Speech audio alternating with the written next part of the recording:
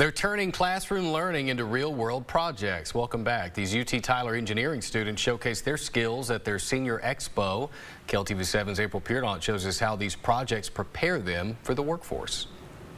With only a few weeks left until graduation, Go back up, and then heartbeat. Mohammed Barakat, a mechanical engineering senior at UT Tyler, leads his team to their big final project at the Senior Design Expo. All right, fully working. It gives us an opportunity to show what we're capable of and what we're doing as seniors here to potential recruiters and companies. Innovations ranging from space exploration to a life-enhancing device for premature infant care.